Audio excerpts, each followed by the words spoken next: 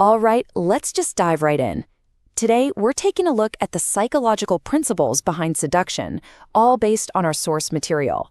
And let's be crystal clear right up front. This isn't about romance. Nope. This is about a cold, hard craft, a game of power, performance, and perception. This right here, this is the core idea that pretty much unlocks everything else. The source material argues that we don't actually crave raw, unfiltered honesty when it comes to attraction. What we really crave is fantasy. We want a story, an escape, a touch of magic. The boring, mundane reality of everyday life, that's the real enemy of desire. So, before we can even get into the laws, we've got to clear the board. The source material is insistent on this. We have to first shatter 3 very common myths that lead most people down the wrong path. Okay, first up is the myth of honesty. We all say we want it, right? But do we really? The source claims that giving someone the full, unedited, and let's face it, often boring reality of who you are, well, it kills all the mystery. Seduction, in this view, is the art of creating a curated, much more exciting fantasy. Myth number 2, it's all about looks. Look, sure, looks get you in the door. They get you noticed. But what creates obsession? What keeps someone thinking about you long after you've left the room? According to the source, it's psychology. It's about understanding their emotions, their fantasies, and especially their insecurities. That's the real hook. And the last myth we need to bust, the idea that some people are just born with it. The truth is, that natural charm you see is so often the result of intense study and practice. It's a performance, one that's been perfected over time. Seduction isn't some accident of birth. It's a learned, and yeah, sometimes deceptive craft. With those myths out of the way, let's get to the first law. And this one is all about reversing the most fundamental human trait there is, our own self-absorption. I mean, think about it. Most of us are just trapped inside our own heads, right? We're obsessing over our own feelings, our own needs. We rarely ever truly see other people. The seducer, they flip this. They turn that inward-facing spotlight completely outward, focusing it entirely on their target. And in doing so, they make that person feel like the most fascinating creature on earth. So the strategy here is to become a kind of psychological mirror. It happens in 3 steps. First, you listen way more than you speak. Second, you observe everything, not just their words, but their body language, their emotional cues. And finally, you mirror back to them what you sense they desperately crave. The classic example is the politician Benjamin Disraeli. He mirrored Queen Victoria's secret desire to be seen as an intellectual, and it made her feel profoundly understood. But here's the warning. This kind of focused attention creates a powerful, powerful addiction.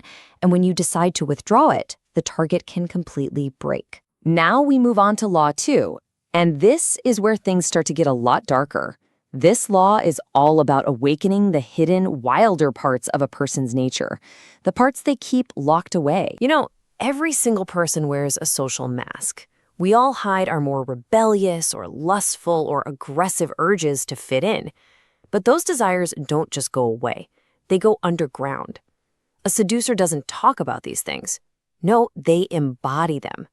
They become a living, breathing permission slip for the other person to finally explore their own forbidden side. So the strategy is about liberating that repressed side. Step 1, you become the living embodiment of what they secretly push down.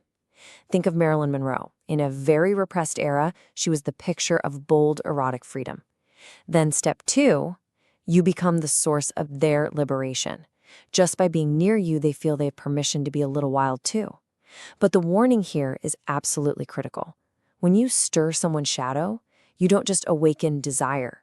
You can awaken chaos, rage, and obsession. You are truly playing with fire. This brings us to law 3, which is maybe the most straightforward of them all. Before you can do anything else, you absolutely must be seen. In a world that is just saturated with noise and distraction, being ignored is basically a form of death.